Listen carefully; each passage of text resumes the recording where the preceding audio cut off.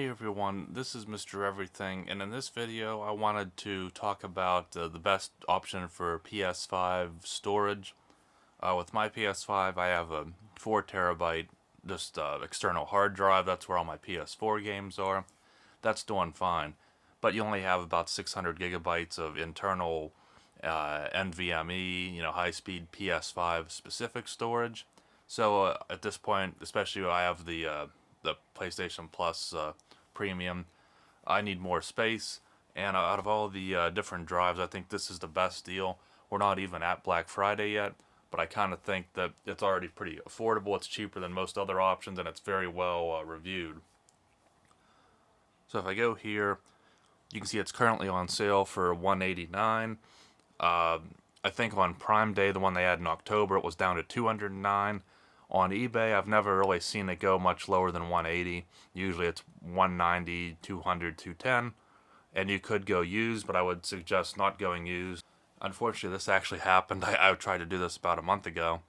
I bought one used from Amazon Warehouse, and whoever was vetting that review or return, you can see someone put that in there. 128 gigabytes, no heatsink, completely wrong brand.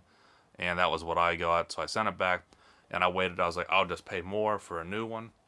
And fortunately, this is a really good price. Again, I don't think I need to show the whole deal.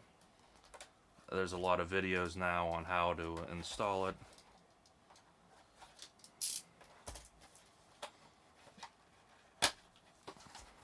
And let's just hopefully even the new one, no shenanigans in here. Didn't think so. Nothing there. I'm too worried. I'm not going to use this on a PC or anything. It's just going to go straight in my PS5. Really nice and compact. You got the heatsink built in. For a while on Amazon, you could actually get, I think, a non-heatsink version, but it's recommended you get this. And I think you're only saving like maybe $10. So it just made sense to get the heatsink already built into it. Again, real nice, slim profile, looks great, but I mean, I'm just happy about 2 terabytes of storage. So I would go with the Samsung 980 Pro with the heatsink. So I'm going to go ahead, put this up on my PS5, get it set up, and then I should be ready to go. With the Series X, I got the 1 terabyte, it's that Seagate, and that's starting to get... Now that I have both consoles, I can kind of split my games up between the two. But that one I can see, unfortunately, I'll probably have to buy either another 1 terabyte or buy the more expensive 2 terabyte model, which is going to stay more expensive since it's proprietary, and Sony went with just a generic M.2 style. So the prices of these are already significantly cheaper than they were, and they're significantly cheaper than the Seagate Xbox version. Okay, so installation, as it's always been, it's pretty straightforward. You take the bottom plate off, take the screw off to get the little other plate off, get it in there with the set screw and the standoff, and you can see the end result here. It's pretty good speed. And lastly, you can see here when you're in the storage part of the settings, that's the console storage. Again, you have a little over 600 gigabytes. It gets maxed out really quick. I don't even have that many games. Of course, this would probably take longer than I'd like to load, so I'm not sure if I'll show all this, but that takes a while. But again, it's not that many games. The extended storage is where all my PS4 games are at, so I still have over almost 800 gigabytes still, so I can put plenty of PS4 games. I do have a 2 terabyte, but you can't use 2 individual hard drives for some reason. So I'd have to just unplug the one, restart the console, and put the other one in. Not a big deal. I don't even, at this point, I probably won't even be playing that many more PS4 games. And most importantly is the M.2, what we just put in, which is, it even says there, it even shows the heatsink and everything. One thing I'll say though is I really like that the actual free space is 2 terabytes even.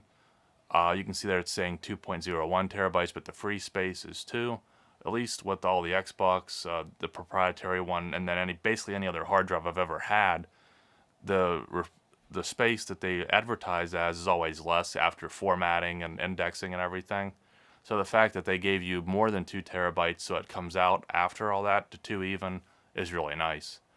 and then I changed the PS5 install to M.2 just because the console storage is more or less maxed out, so I'm just going to leave that 60 there just for any saves or screenshots or anything like that, and just what the console storage might use or future updates. And I'm going to put everything on here. So it's pretty simple. I'm going to leave it there.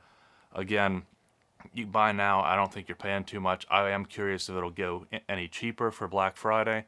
But again, if Amazon or I think Walmart, even if it does, you can just return it and get the newer one for even less and do it that way if you really wanted to. But I think I'm happy with 189. It's cheaper than any other 2 terabyte NVMe Gen 4 with the heatsink. So it's still the way to go. And hopefully, just an update. Now's the time to get them. I'm sure they're going to get even cheaper. But if you're holding out, don't feel bad if you go ahead and get a deal now. So thanks for watching, and you'll see me in the next one. Have a good one.